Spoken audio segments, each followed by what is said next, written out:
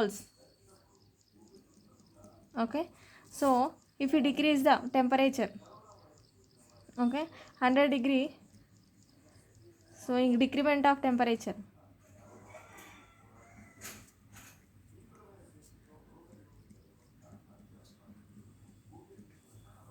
okay, so there is nothing but a minus 75 degrees, right?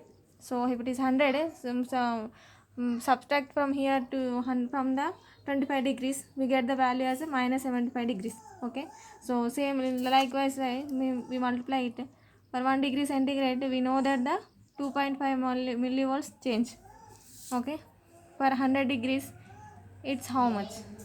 Okay, so from this one we get the value as a 100 into 2.5 millivolts, that is nothing but a 0.25 volts. But here the value is decremented. Okay, the temperature is decremented, so the curve will be shifted to the right side. So this value get added to this cut-in voltage. So the voltage, newly voltage is nothing but a 0.7 plus 0.25, that is nothing but 0.95 volts. Okay, so the newly formed cut-in voltage is nothing but 0.95 volts. This is due to the decrement of temperature. Okay, so the curve will be shifted to the right side. Okay, as we decrease the temperature, so if we consider here it is a 0.95, so the curve moves like here to here, and now there is a increment of current. Okay, so this is for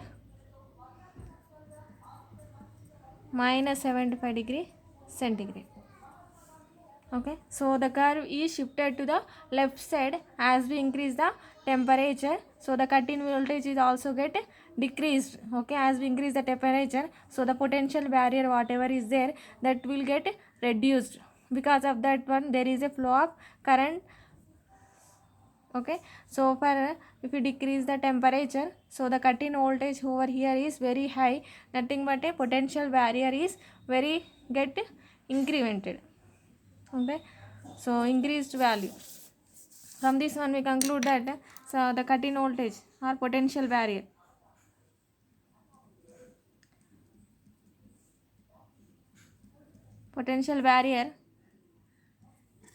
get decreased by increasing the temperature. As we increase the temperature, so the potential barrier get decreased.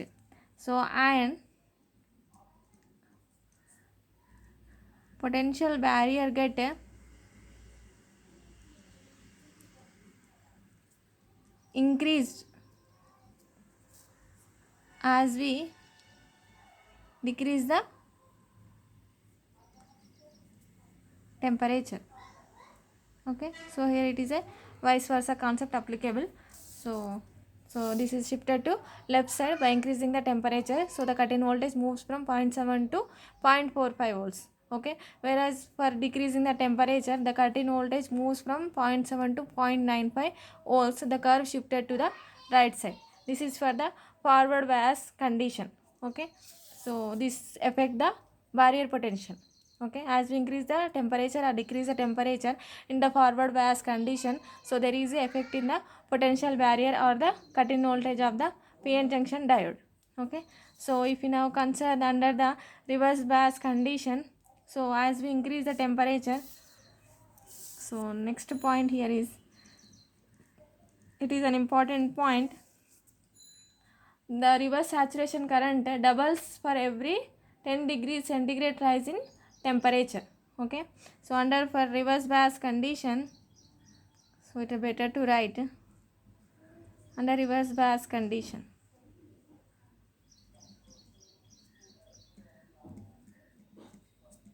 the reverse saturation current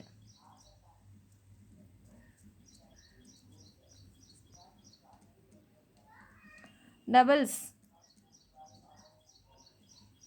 for every 10 degrees centigrade rise in temperature. Means as we increase the temperature to 10 degrees to 20 degrees centigrade, so there is a current, firstly we have IS, now it becomes a 2 is. Okay, so let us consider example, so then you get a clarity example. So for 25 degrees, so here it is also considered for this one as a 25 degrees. This is for silicon only. Okay, 25 degree centigrade. For 25 degree centigrade, we know that the current flows through here, reverse saturation current. Let us consider here it as a 10 nanoamp. Okay, let us consider as a 10 nanoamp for at a 25 degree centigrade for the silicon under the reverse bias condition. Okay, for 25 degrees, so the IS value is nothing but 10 nanoamps. Okay, so here the statement here is that under the reverse bias condition, the reverse saturation current doubles for every 10 degree centigrade rise in temperature. Okay, so 10 degree centigrade rise in temperature, nothing but 25 degrees, so now it becomes 35 degrees centigrade. Okay, so current get doubles, so it becomes 20 nanoamps. Okay, so for 45 degrees, so there is a 10 degree centigrade rise in temperature, 10 degree centigrade rise in temperature. So it becomes, firstly it has 20 nanoamps, now it becomes 40 nanoamps. Okay, doubles, right? Doubles for every 10 degree centigrade. So there is a current come from 29 degrees to a 40 nanoamps. Okay, so 55 degrees, so for every degree, for every 10 degree rise in temperature, so the current get doubles. Okay, so it is 40 nanoamps, now it becomes 80 nanoamps, right? Okay, so for 25 degree centigrade, so the graph is like this one. So there is now increment of temperature to 55 degree centigrade. So the temperature, so the current now is 80 nanoamps. So if it is a IS in nanoamps, so here it is for 10 nanoamps. So if it is considered as a 20, 30, 40, 50, 60, 70, 80. Okay, so here it is 90, here it is 100.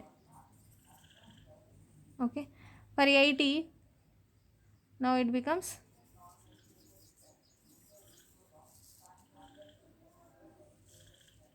okay.